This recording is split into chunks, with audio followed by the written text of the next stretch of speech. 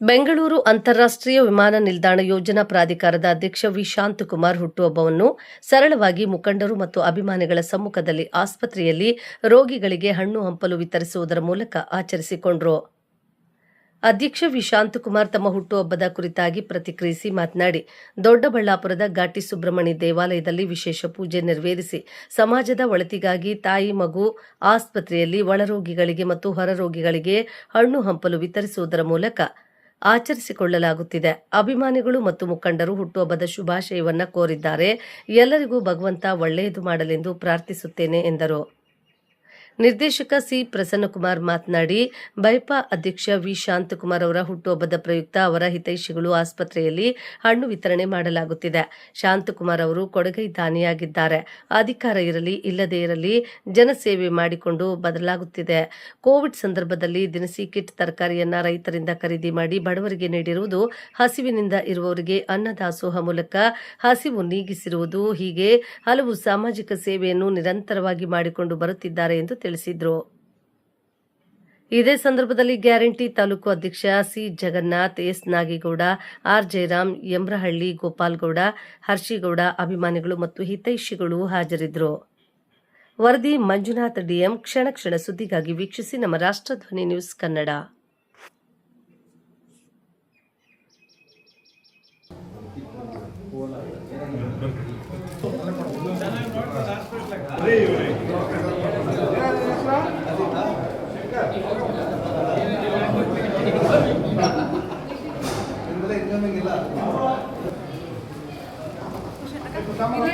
ನಮ್ದೇ ಹಿಡ್ಕಂತಲ್ಲ ನಾವು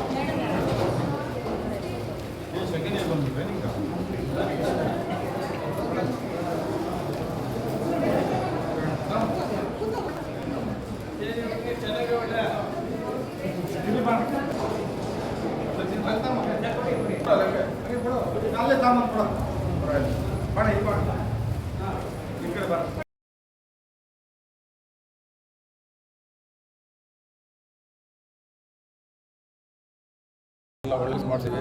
ಮತ್ತು ಒಂದು ಕಾಮಗಾರಿಗಳು ಸುಮಾರು ಒಂದು 85 ಕೋಟಿ ರಸ್ತೆಗಳಿಗೆ ಮತ್ತು ರೋಡ್ಗಳಿಗೆ ಹಾಕ್ಸಿದ್ವಿ. 105 ಕೋಟಿ ಕೆರೆಗಳಿಗೆ ಹಾಕ್ಸಿದ್ವಿ. ಅದೆಲ್ಲ ಈ ವಾರದಲ್ಲಿ ಬಿಡುಗಡೆ ಆಗ್ತದೆ. ಫೈನಲ್ ಸೇರಿದೆ.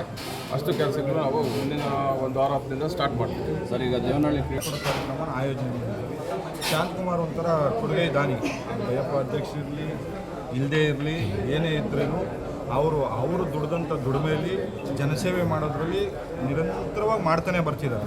ನಾವು ಕೋವಿಡ್ ಸಮಯದಲ್ಲಿರ್ಬೋದು, ತರಕಾರಿಗಳನ್ನ ರೈತರ ಹತ್ರ ಪರ್ಚೇಸ್ ಮಾಡಿ ಮತ್ತು ಇಲ್ಲದೇ ಇರೋರು ಕೊಡೋದಾಗ್ಬೋದು, ಮತ್ತು ಬಡ ಜನಕ್ಕೆ ಊಟ ಇಲ್ಲದೆ ಇರೋವಾಗ ಅದನ್ನು ಊಟ ಕೊಟ್ಟಿರೋಂಥದ್ದಾಗ್ಬೋದು, ಮತ್ತು ಯಾವುದೇ ಒಬ್ಬ ವ್ಯಕ್ತಿ ಹಾಸ್ಪಿಟ್ಲ್ ಆಗ್ಬೋದು ಅಥವಾ ಅವ್ರದ್ದು ಇನ್ನೇನೇ ಸಮಸ್ಯೆ